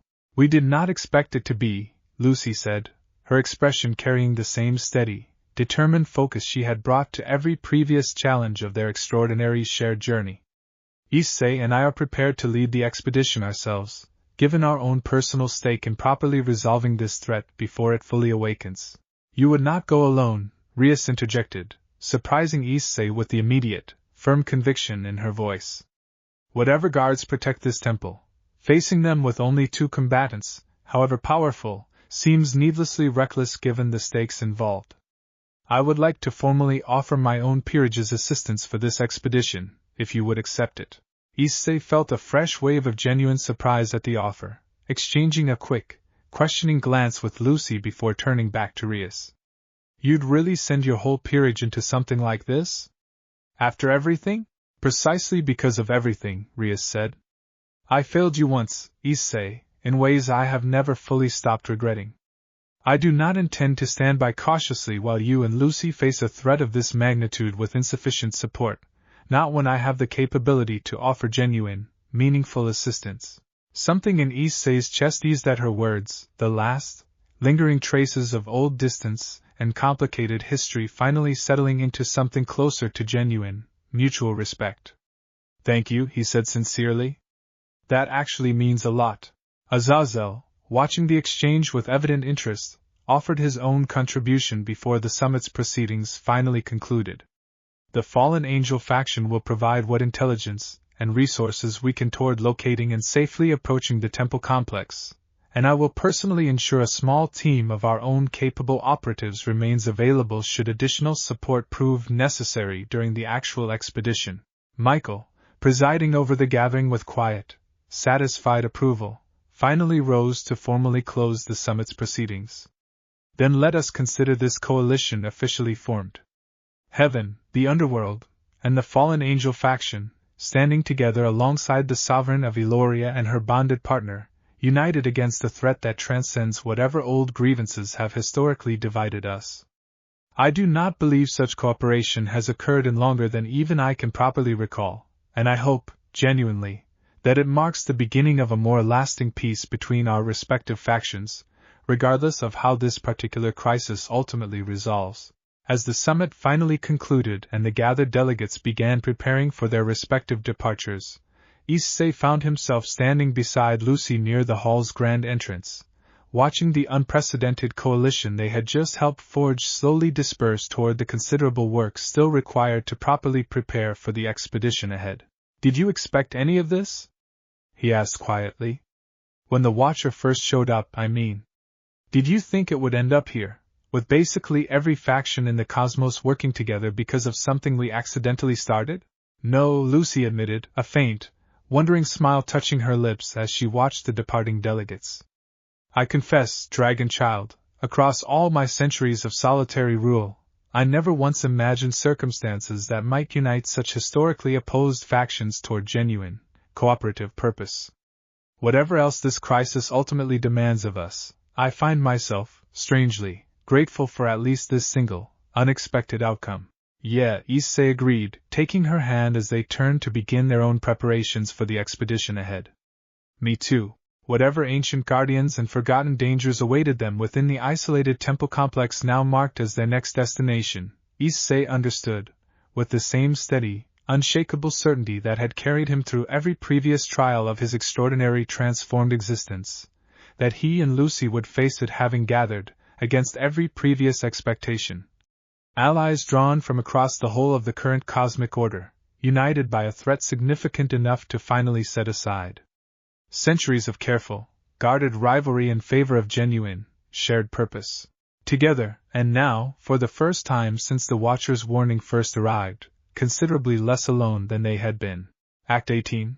The expedition departed from Eloria 3 weeks after the summit's conclusion, the intervening time spent in careful, exhaustive preparation, Azazel's intelligence network providing increasingly detailed information about the temple complex's location and likely defenses, while Issei and Lucie coordinated closely with Rias's peerage to ensure their combined forces could move and fight together with genuine, practiced cohesion rather than merely overlapping individual strength.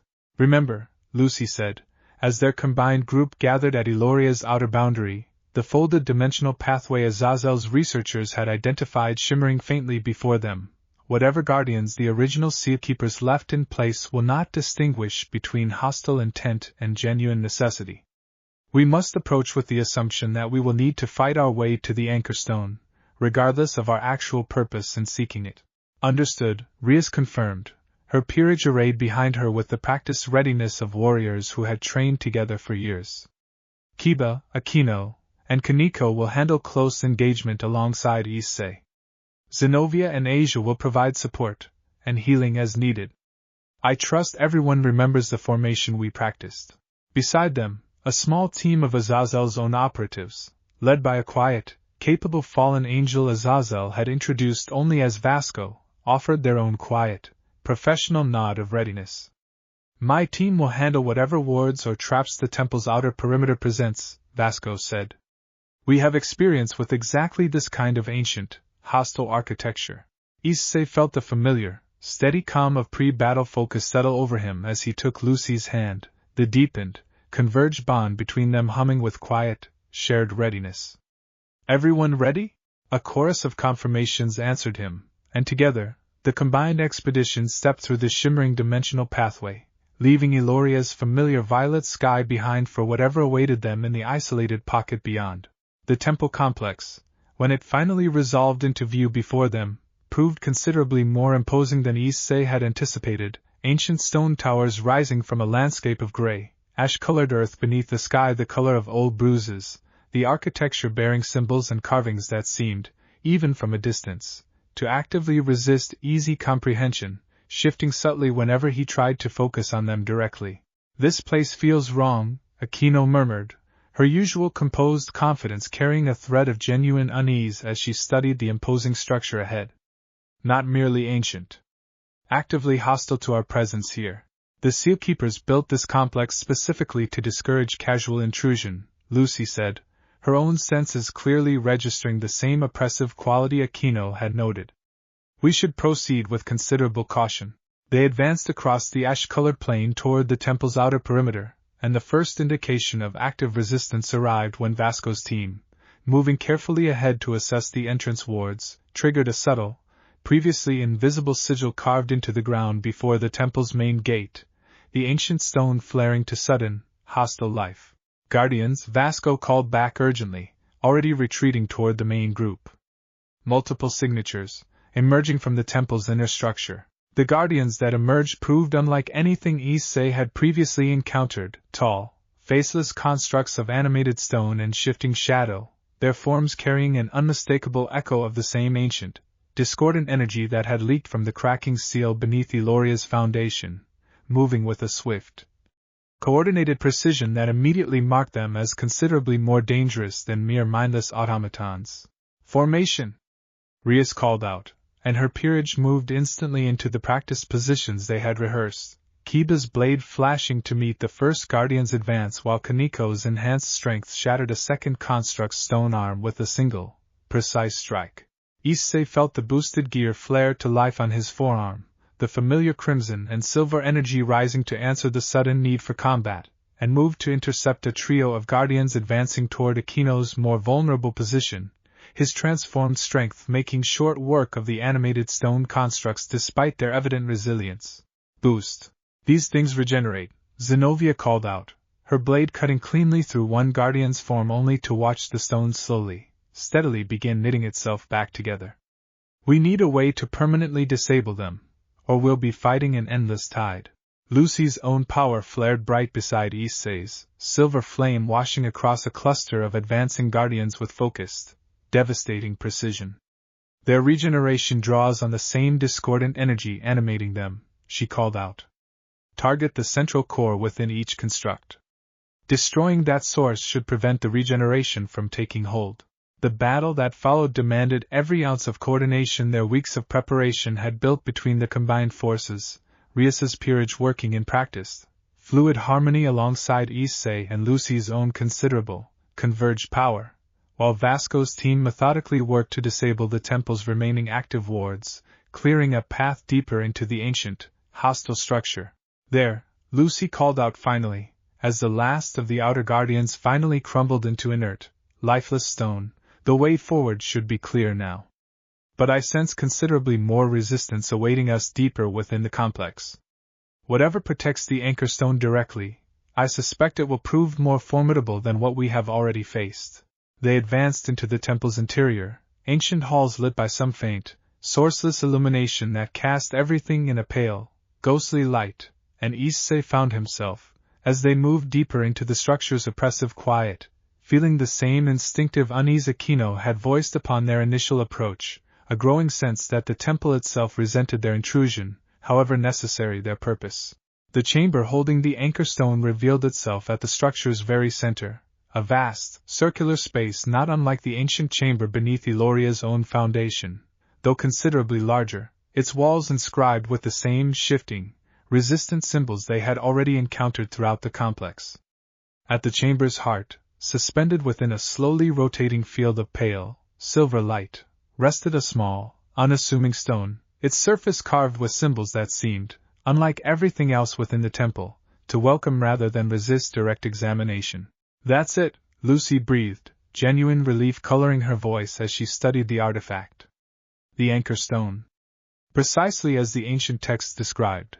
But before they could move to claim it, the chamber's ambient light shifted, deepening towards something colder and more hostile, and from the shadows gathered at the chamber's furthest edges, a final Guardian emerged, considerably larger and more imposing than anything they had faced during their approach, a towering figure of animated stone and swirling, discordant shadow that radiated a pressure Issei immediately recognized as far more dangerous than the outer Guardians combined. Partner, Drake warned, his voice carrying genuine alarm now. This one carries a resonance considerably closer to the Voidborn's own signature than the outer constructs. I believe this represents the temple's final, most significant line of defense. ***. Everyone, stay sharp, Rias called out, her peerage immediately regrouping into a defensive formation as the massive Guardian's shadow fell fully across the chamber. This is going to be considerably harder than what we've already faced.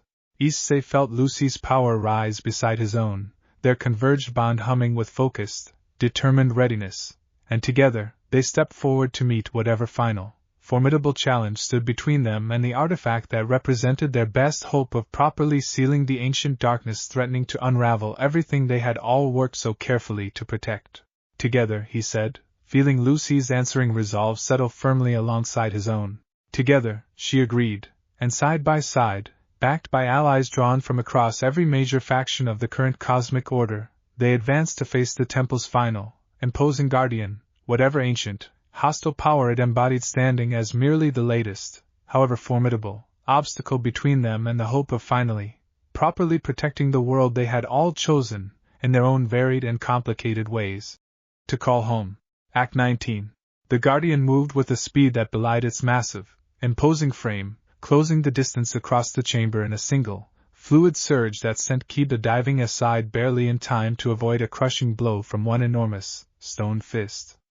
Issei felt Drake's warning settle into sharp, immediate focus, the ancient dragon's earlier assessment of the Guardian's dangerous, void-born adjacent nature proving immediately, viscerally accurate as the massive construct's shadow-wreathed form seemed to writhe and shift with every movement, as though the animated stone alone could not fully contain whatever discordant power now anchored its existence.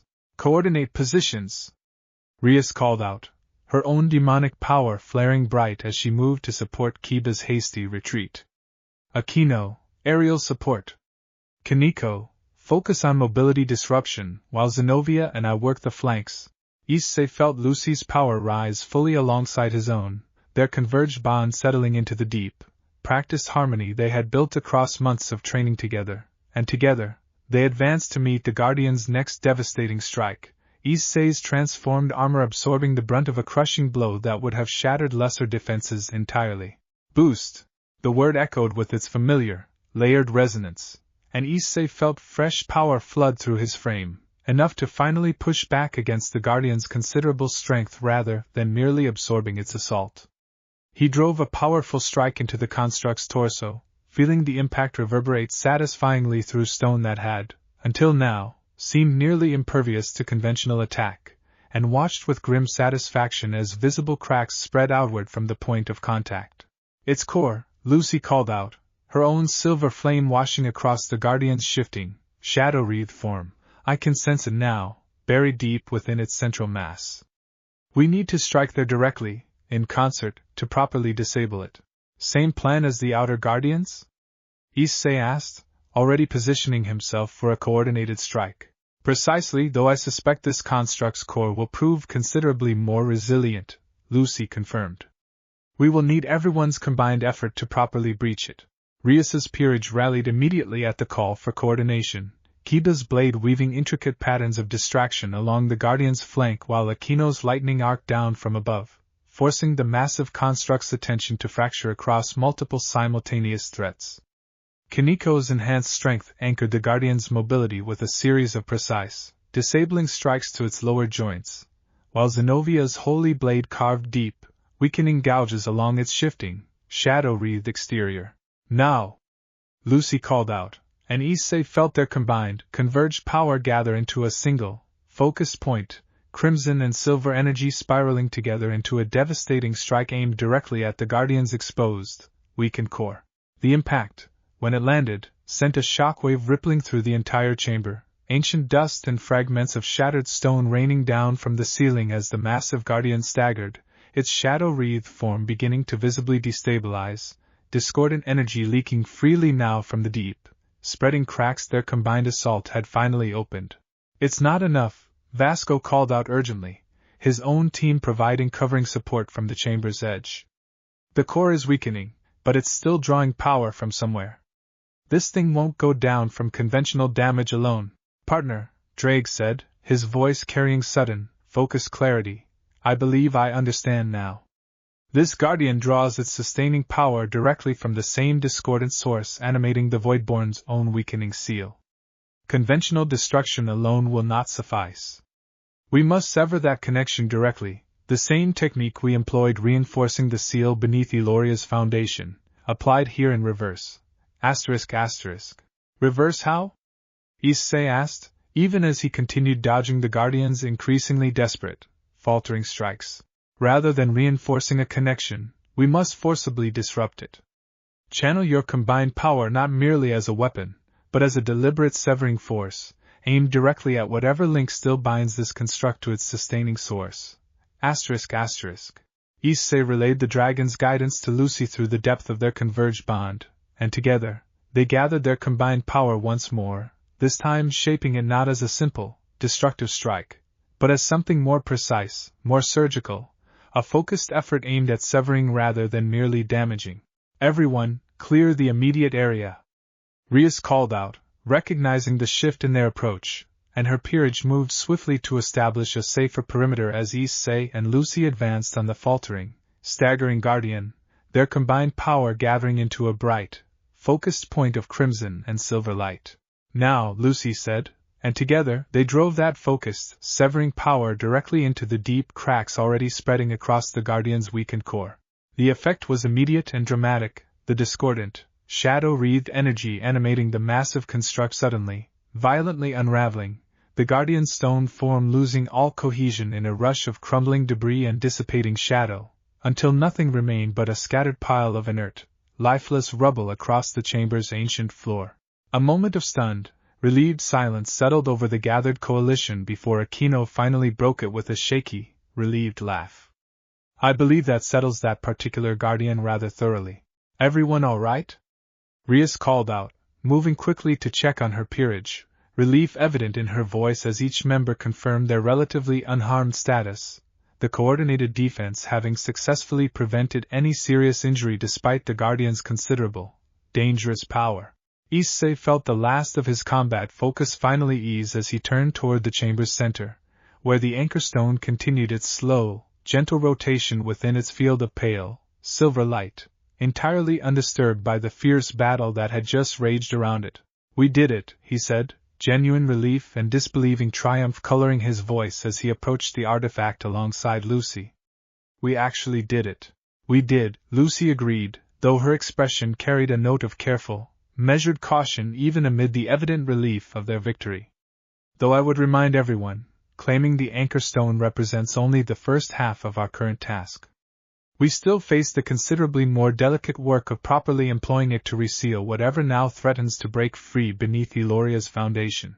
She reached out carefully toward the rotating field of light surrounding the artifact, and as her fingers made contact with its edge, the field dissolved gently, allowing the small, carved stone to settle securely into her waiting palm, its surface warm and humming faintly with ancient, patient power.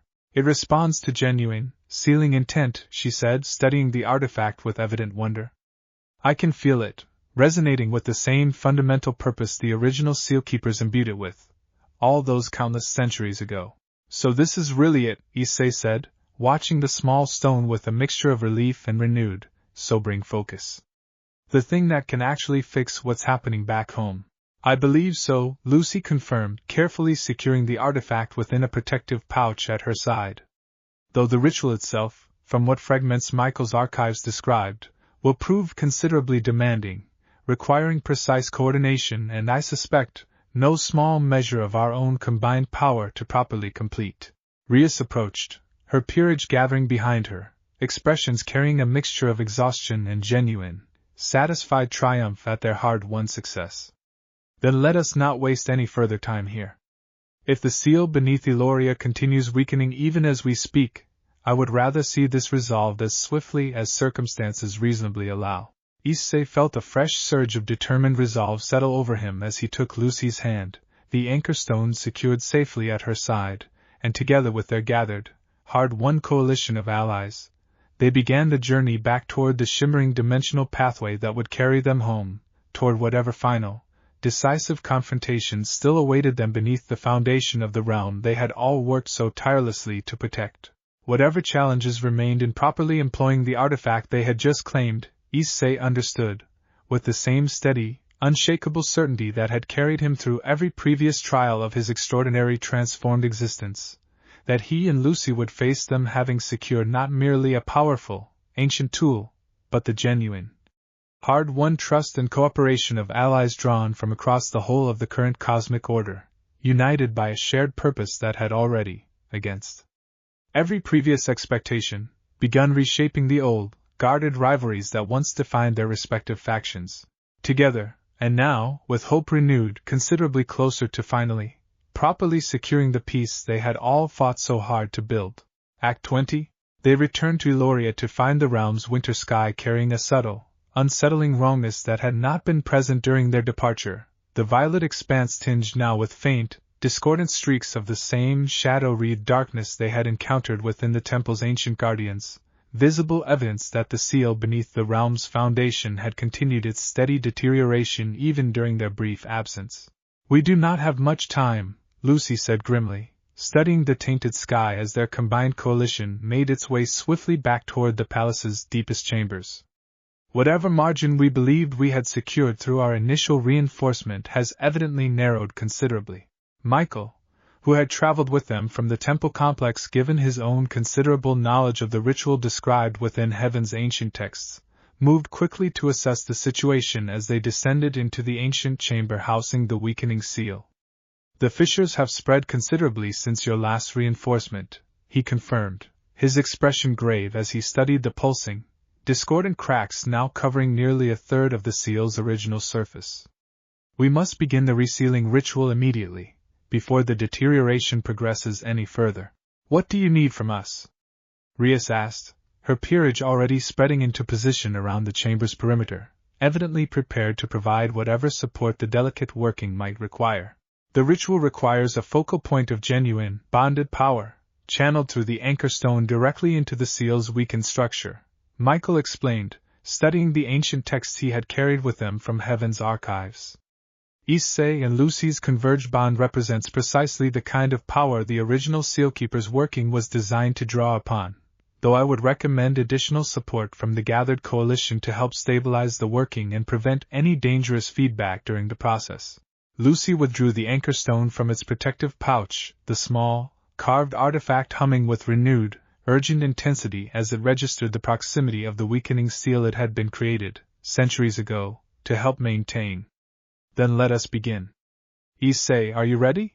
"Ready," he confirmed, taking her hand as they moved together toward the chamber's center, the pulsing, discordant fissures spreading across the ancient seal's surface casting everything in flickering, unsettling shadow. "Everyone else, formed the supporting circle Michael described," Rias directed, her peerage and Azazel's small team of operatives moving swiftly into the careful, precise formation the ancient ritual apparently required, their combined auras rising to provide a stabilizing foundation for the more delicate, focused working Issei and Lucie would need to perform at the circle's center. "On my mark," Michael said, positioning himself at the formation's edge, ready to guide the ritual's proper execution. "Channel your combined power directly into the anchor stone. Focus not on destruction, nor even on simple reinforcement, but on genuine restoration, rebuilding what has weakened rather than merely patching over its damage." Issei felt Lucie's power rise alongside his own, their converged bond settling into the deep, practiced harmony that had carried them through every previous trial, and together, they focused that combined strength into the small, ancient stone resting between their joined hands. The anchor stone flared to sudden, brilliant life the moment their combined power made contact, ancient symbols long dormant across its surface blazing with renewed, golden light, and Issei felt a surge of raw, primordial energy flow through the connection, considerably older and more vast than anything even Lucie's centuries of accumulated power had previously channeled through their bond. "Partner," Drake's voice carried genuine awe now, "this is the true nature of the Sealkeeper's original working, drawing not merely on your own combined strength, but on the anchor stone's own preserved fragment of the original sealing magic. Hold steady. This will demand everything you both possess. ****. The chamber filled with brilliant, swirling light as the ritual's power built toward its critical threshold, crimson and silver intertwining with the anchor stone's ancient golden radiance, and Issei felt the supporting circle's combined aura, devils and angels and fallen working together in genuine, unified purpose, lending additional stability to the swelling, powerful working. "The fissures," Aquino called out, her voice carrying urgent focus even as she maintained her own position within the supporting formation, "they're responding. I can see them beginning to close." Issei poured everything he had into the working, drawing on every reserve of strength the convergence had granted him, every ounce of trust and devotion that had carried him and Lucie through every previous trial of their extraordinary shared existence, and felt, through the depth of their bond, Lucie doing precisely the same, their combined determination pouring directly into the ancient, weakened seal through the anchor stone's radiant, restored power.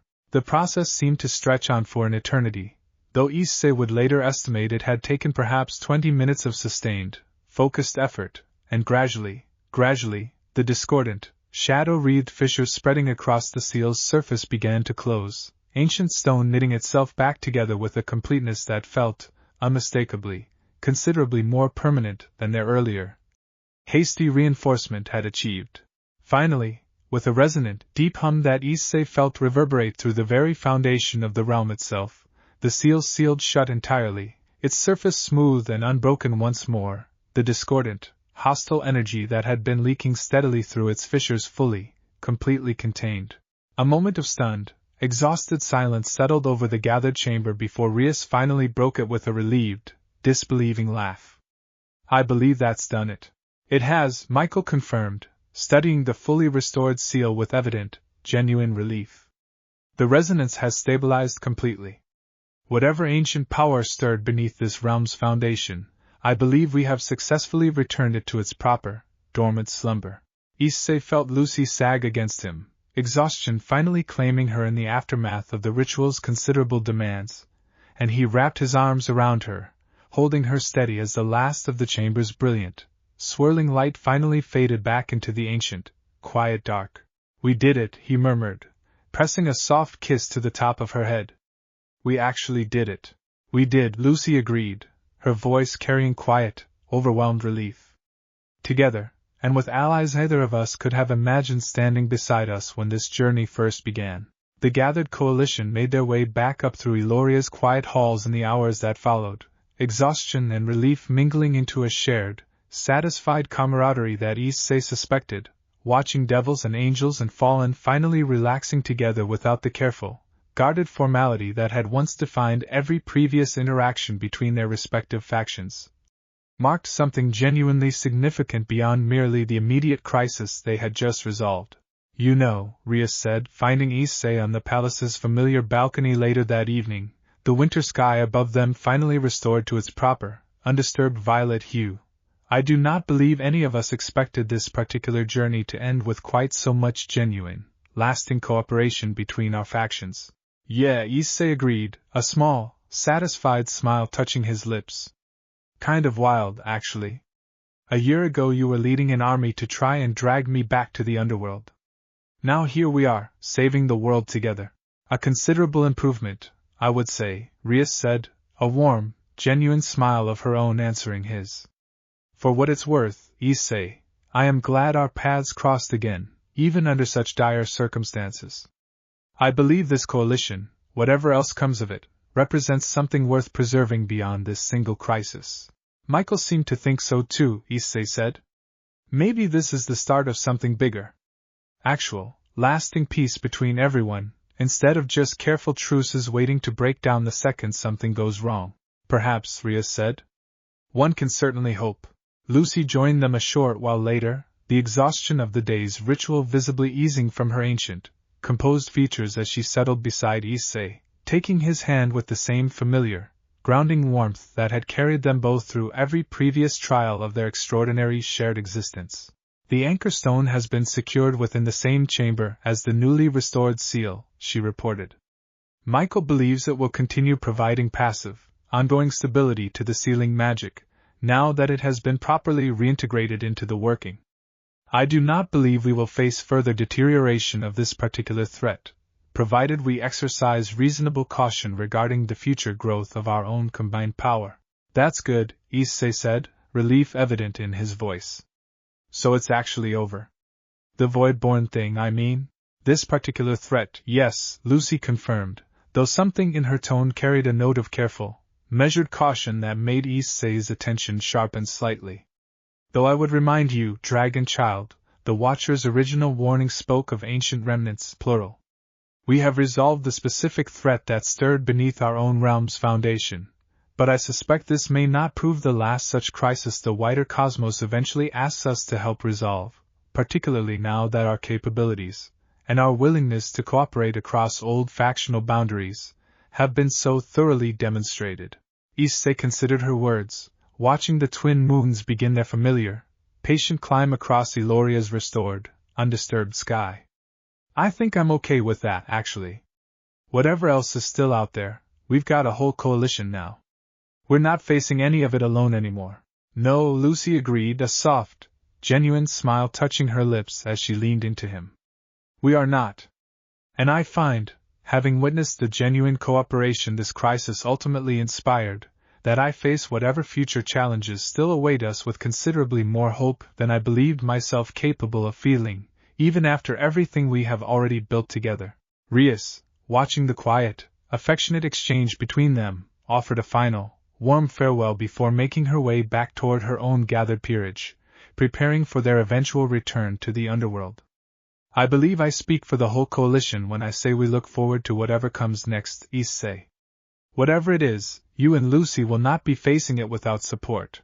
As the winter evening deepened around Illoria's restored, peaceful realm, Issei and Lucie remained together on their familiar balcony, watching the twin moons complete their patient climb into the star-scattered sky, the weight of the crisis they had just resolved finally settling into something closer to hard-won, genuine peace rather than mere temporary reprieve. Whatever the Watcher's next warning eventually brings, Issei said softly, whatever other ancient remnants are still out there, waiting, I don't think I'm scared of it. Not anymore. Not after everything we just proved we could do together. Nor am I, Lucie agreed, resting her head against his shoulder as the stars continued their slow, familiar wheel overhead. We have built something remarkable here, Issei, not merely between the two of us, but across the whole of the current cosmic order. Whatever chapters still remain unwritten, I believe we now face them with allies, hope, and a bond that has already proven, time and again, exactly how thoroughly it can weather whatever the wider cosmos still holds in store. The twin moons rose fully into their familiar places above Illoria's restored, endless violet sky, casting their pale, patient light across a realm, and a coalition that had already proven themselves capable of facing down darkness considerably older and more vast than anything the current cosmic order had previously imagined possible, and somewhere beyond the borders of that hard-won peace. The wider cosmos continued its endless turning, carrying forward whatever chapters still waited. Unwritten, for a sovereign and her dragon emperor who had already shown, again and again, that whatever came next, they would meet it exactly as they always had, together, with allies now standing beside them, and with a future that, however uncertain, no longer felt anything like something to face alone. Thanks for listening.